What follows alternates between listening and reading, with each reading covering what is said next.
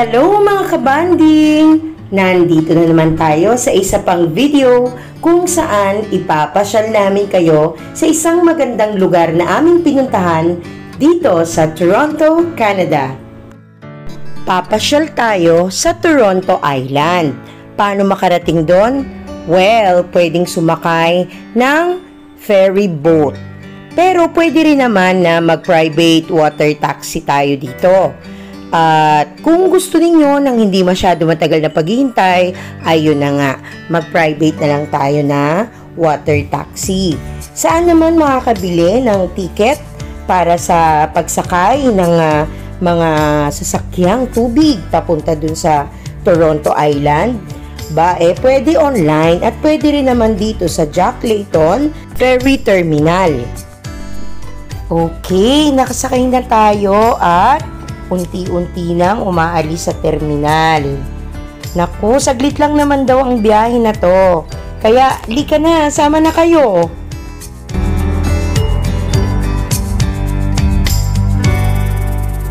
Tatlong part na hati ang Toronto Island.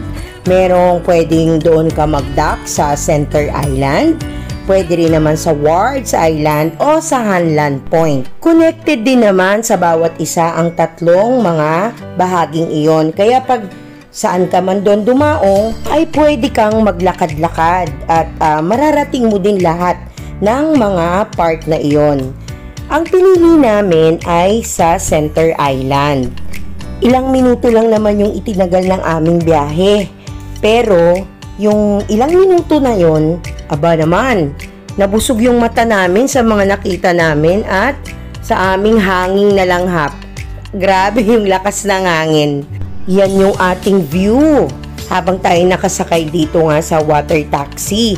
Yung CN Tower at ang malaking bahagi ng downtown Toronto.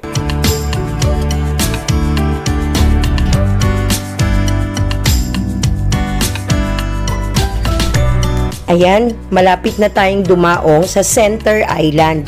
Ano kaya ang mga makikita natin dito? Tara ha, sumama kayo at i-explore natin ang lugar na ito.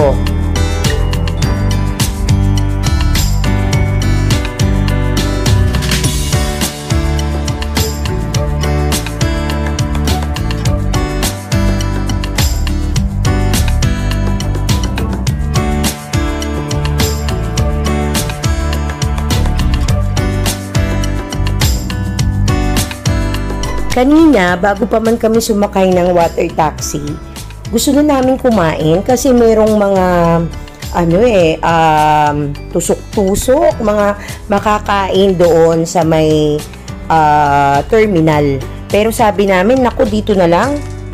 Marami din naman daw makakainan dito. At ito ngang Toronto Island Barbecue and Beer Company. Dito kami kakain. Mukhang masarap naman yung mga ino-offer nilang food dito. And tingnan ninyo naman yung aming view. Ayun, kitang-kita pa rin yung downtown Toronto. At lahat ng mga dadaong dito sa Center Island ay makikita din namin. Ito yung mga in-order namin. Marami talaga, no? Napapansin nyo ba? Lagi ko nababanggit. Marami yung servings nila dito ng mga pagkain. Kaya lang, syempre, medyo, alam mo na, mahilig ako mag-compute into peso, kaya namamahalan ako, syempre.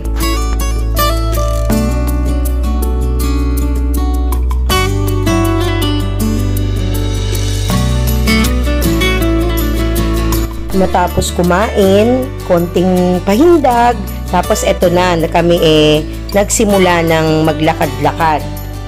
Maganda raw doon sa banda pa sa loob. Marami daw makikitang magandang tanawin. May mga rides din daw doon. Kaya tingnan natin, samahan nyo kami.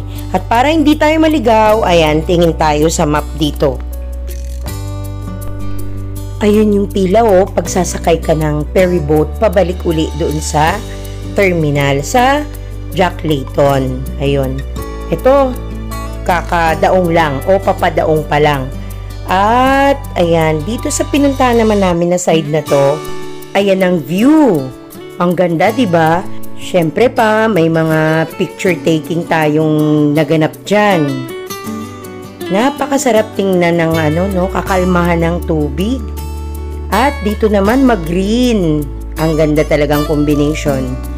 Blue and green. Tingnan ninyo yung mga seagull. Lakad-lakad na kami nito. At napakaraming puno dito ng maple. Ayan. O mga kaibigan, muli, eto na muli at hahawakan natin ang dahon ng maple na yan. Hanggang hawak na lang tayo ha. At green sila ngayon. Dahil nagbabago-bago ang kulay niyan, 'di ba? Depende sa season. At malamang-lamang itong November, wala yung kanyang mga dahon na yan.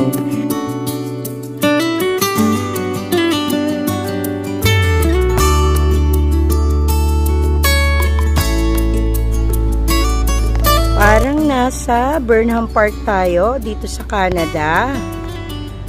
But of course, nandito pa rin tayo sa Toronto Island. Ayan. Maganda rito, napaka laki ng lugar para lakaran and may mga amusement silang ganyan. Dito tayo sa bridge. Bridge over troubled water.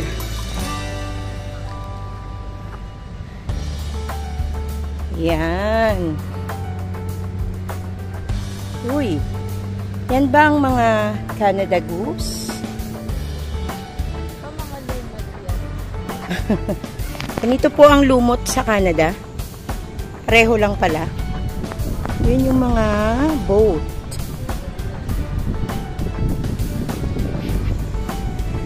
Nice! Para talaga tayong nasa Baguio lang. And even mataas ang araw, malamig ang hangin. So, tingnan natin ano pang meron doon. Mas marami mga bata dito kasi may mga rides. Ayun! Parang log jam, nak. Log jam sa...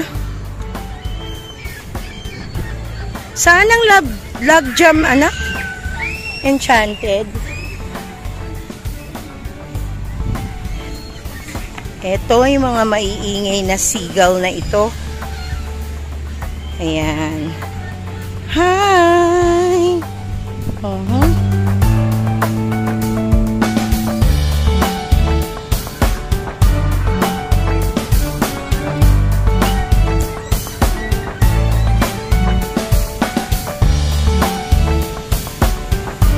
Itong pinuntahan natin ay tinatawag na Center Island. Kasi may iba't ibang part dito sa Toronto Island na pwedeng doon ka mag-dock. So, doon kami dito kami sa Center Island pumunta. Sogan Lumber.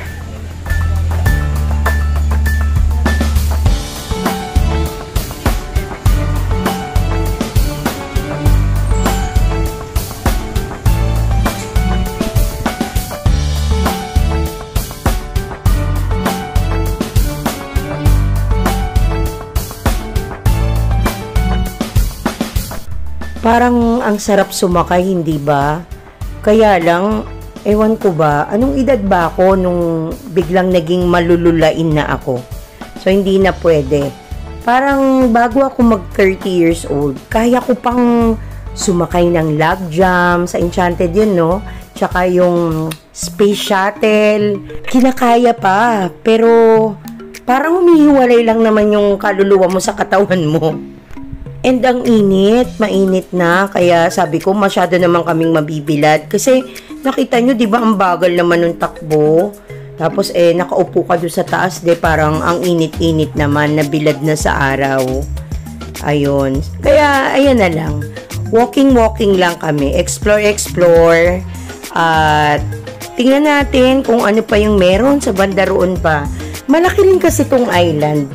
Marami rin yata kaming hindi pa napupuntahan sa mga gilid-gilid. ang talagang mag-e-enjoy dito ay yung mga bata. Kaya napaka-ideal nitong place sa mga family na mayroong maliliit pang batang kasama. Kami naman mga batang isip lang. Pero syempre, na-appreciate ko tong lugar. Hindi kasi namin ito nabisita o napuntahan nung pagpunta namin dito nung December. Sabi ko nga sa inyo, iba yung mga pwede mong puntahan dito pag winter, pag fall, pag spring, tapos ngayon nga summer. Kaya ngayon medyo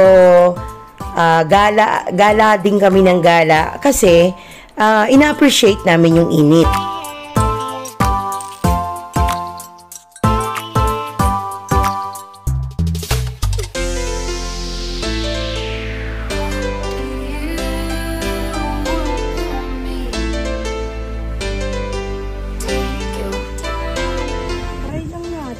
Pag hinabol ako, tatakbo ko. Ang dami nila. Canada Goose. Canada Goose versus Ravana. Go to the Goose. Oh my God, don't tell me what I wanna do.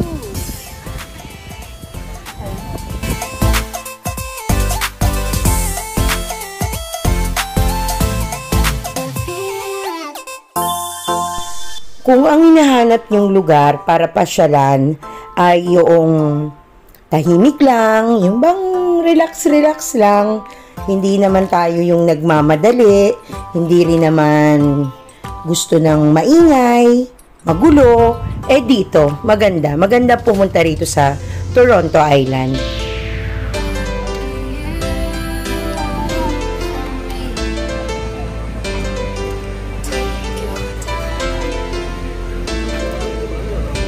Ma.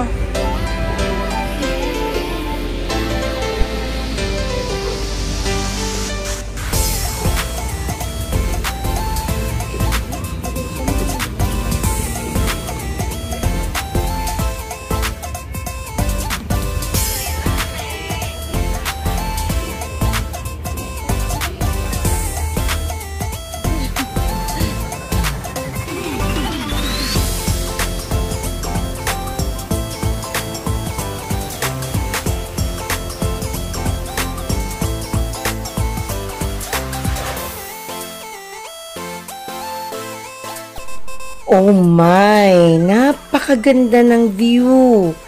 Yan yung napapanaginipan ko kapag nasa Pilipinas ako Pag namimiss ko ba ang Toronto, nako, parang gustong-gusto kong bumalik agad. Pabalik na kami ngayon sa terminal o doon sa kabilang part, no? Sa Jack Layton Terminal na. Ang plano kasi namin ay kung sakali na makaabot pa doon naman sa City Cruise o yung doon sa Toronto City Cruise. Kasi gusto namin sana na maikot yung downtown at yung iba't ibang places pa. Yun yung double deck na bus kung saan makikita natin yung iba't ibang part ng Toronto and of course marami tayo doon na malalamang kwento. Marami tayong matututunan. Kaya, sana may maabutan kami. Kung hindi naman, pwede naman na ipagpabukas na.